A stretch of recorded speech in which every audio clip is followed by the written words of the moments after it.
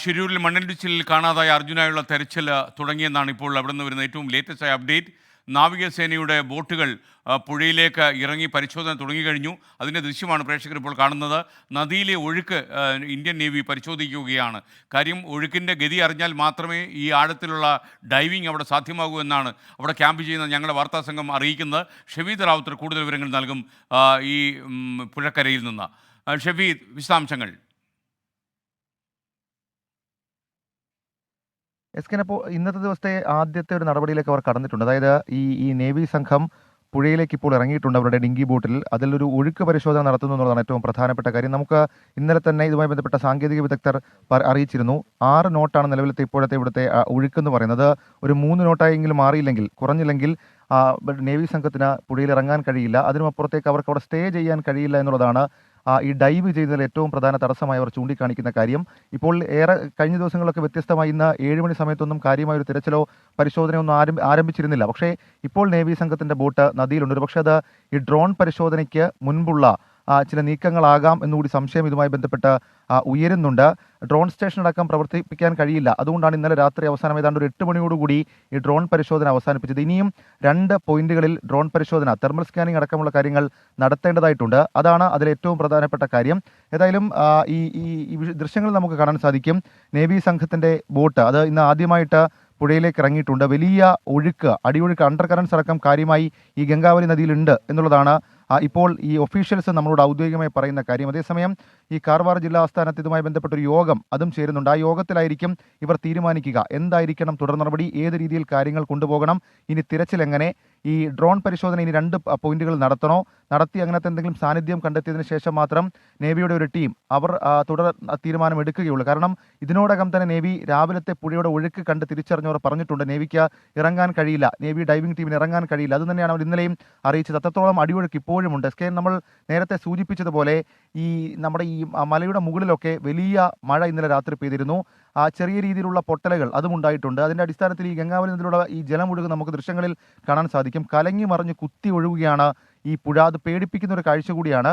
അവിടെ സ്റ്റേ ചെയ്തുള്ള ഒരു രക്ഷാപ്രവർത്തനം, ഒരു തിരച്ചിൽ അത് നേവി ഡൈവിംഗ് സംഘത്തിന് നടത്താൻ കഴിയില്ല എന്നുള്ള കാര്യം നമുക്കിപ്പോൾ ഉറപ്പിക്കാൻ കഴിയും. പക്ഷേ അത് എന്തെങ്കിലും രീതിയിൽ അത് സാധ്യമാകുമോ, നേരത്തെ സൂചിപ്പിച്ചതുപോലെ യന്ത്ര ബോട്ടുകൾ അടക്കമുള്ള കാര്യങ്ങൾ കൊണ്ടുവന്ന് അവിടെ പ്രവർത്തിപ്പിക്കാൻ കഴിയുമോ എന്നുള്ളതിൻ്റെ ഒരു പ്രാഥമിക പരിശോധന അതാണിപ്പോൾ ഇവിടെ നടക്കുന്നത്. തൊട്ടപ്പുറത്ത് നമുക്ക് കാണാം മണ്ണിടിഞ്ഞ ഭാഗത്ത്, ആ കടയിരുന്ന ഭാഗത്തെ മണ്ണ് മാറ്റി എക്സ്കവേറ്ററുകൾ, സാനി എക്സ്കവേറ്ററുകൾ പരിശോധന നടക്കുന്നു.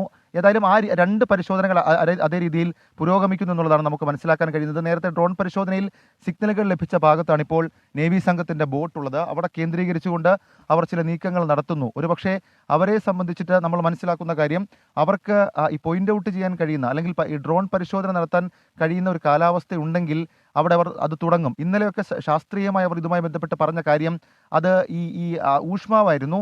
ആ ഒരു കൂളർ ടെമ്പറേച്ചറിൽ നമുക്ക് വീണ്ടും പരിശോധന നടത്തണമെന്നായിരുന്നു അവസാനം Indrabalan, retired major general Indrabalan പറഞ്ഞത്. അപ്പോൾ ആ രീതിയിലുള്ള പരിശോധനയ്ക്ക് ഇനി സാധ്യതയുണ്ടോ എന്ന് പ്രധാനമായും നോക്കണം.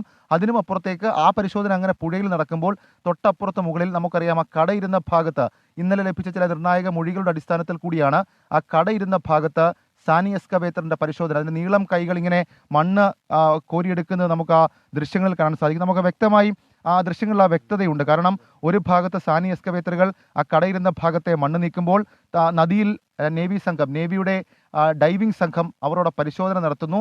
ആ ഡ്രോൺ സംഘത്തിലെ ചിലരും ഇപ്പോൾ ഈ സംഭവ സ്ഥലത്തേക്ക് എത്തിയിട്ടുണ്ട്. അതിലൊരാൾ എത്തിയിട്ടുണ്ട് ആർമി വെഹിക്കിളിൽ എന്ന് നമുക്ക് മനസ്സിലാക്കാൻ കഴിയുന്നുണ്ട്. അങ്ങനെയാണെങ്കിൽ അവർ ആ സാഹചര്യവും ഡ്രോൺ പരിശോധനയും നോക്കും. നമ്മൾ ഇന്ന് രാവിലെ മുതൽ പറഞ്ഞതുപോലെ തന്നെ അതിലവർക്ക് വലിയ ശക്തിയിലുള്ള സിഗ്നലുകൾ റിസീവ് ചെയ്യാൻ കഴിയുന്ന ഉപകരണമാണ് അവരുടെ കയ്യിലുള്ളത്. ആ രീതിയിലുള്ള പരിശോധനയായിരിക്കും നടക്കുക. ഇമേജ് പതിപ്പിക്കുക. ഈ നേരത്തെ വിജയകുമാർ അടക്കം സൂചിപ്പിച്ചതുപോലെ തന്നെ കമ്പനി ഇതുമായി ബന്ധപ്പെട്ട് പറഞ്ഞിട്ടുണ്ട് അവർക്ക് ഇത് വേർപെടാനുള്ള, ട്രക്കും ക്യാബിനും തമ്മിൽ വേർപെടാനുള്ള സാധ്യതയില്ല. അപ്പം അങ്ങനെയാണെങ്കിൽ സ്പോട്ട് ചെയ്ത 4 ഭാഗങ്ങളിൽ എന്തൊക്കെ, അതിൽ ക്യാബിൻ ഭാഗം, ട്രക്കിൻ്റെ ക്യാബിൻ ഭാഗം എവിടെ, അവിടേക്ക് ഡൈവ് ചെയ്ത് നമുക്ക് പോകാൻ കഴിയുമോ, ഡൈവ് ചെയ്ത് പോകാൻ കഴിഞ്ഞാൽ അടുത്ത നടപടി എങ്ങനെ, ഇതടക്കമുള്ള കാര്യങ്ങളിൽ വിശദമായ ചില നീക്കങ്ങൾ ഇപ്പോൾ ആലോചനയിൽ മാത്രമല്ല അതുമായി ബന്ധപ്പെട്ട് അവർ ഇപ്പോൾ എടുക്കുന്ന തീരുമാനങ്ങൾ നമുക്കൊരു 10 മണി കഴിയുമ്പോഴേക്കും നമുക്കറിയാൻ കഴിയും എന്തായിരിക്കും ഇന്നത്തെ അവരുടെ ആക്ഷൻ പ്ലാൻ എന്നുള്ളത്. നേവിയിലെ ഉന്നത ഉദ്യോഗസ്ഥർ വിവരശേഖരണം അടക്കം നടത്തുന്നുണ്ട്. ഈ ബോട്ട് നദിയിൽ നിന്ന് കരയിലേക്ക് എത്തിയ ശേഷം വീണ്ടും മറ്റൊരു ബോട്ട് കൂടി നദിയിലേക്ക് ഇറങ്ങുന്നു എന്നുള്ളതാണ് നമുക്ക് ആ ദൃശ്യങ്ങളിൽ നിന്ന് മനസ്സിലാക്കാൻ കഴിയുന്നത്. അങ്ങനെയാണെങ്കിൽ തിരക്കിട്ട ചില നീക്കങ്ങൾ, ചില തെരച്ചിൽ നടപടികളടക്കം അതുമായി ബന്ധപ്പെട്ട് നടക്കും. രണ്ടാമത്തെ ബോട്ട് കൂടി നദിയിലേക്ക് ഇറങ്ങിയിരിക്കുന്നു. ഷിരൂരിൽ ഇപ്പോഴത്തെ കാലാവസ്ഥ സാഹചര്യം പരിശോധിക്കുകയാണെങ്കിൽ കാര്യമായ മഴയില്ല. പക്ഷേ ഈ വലിയ ഈ മലനിരകൾക്ക് മുകളിൽ കറുത്ത മേഘങ്ങൾ ഇരുണ്ടുകൂടിയിരിക്കുന്നു. എപ്പോൾ വേണമെങ്കിലും ഒരു മഴ നമുക്ക് പ്രതീക്ഷിക്കാം. അങ്ങനെ മഴ പെയ്താൽ വീണ്ടും ഈ തിരച്ചിലിന് തിരിച്ചടിയാകും. SKN.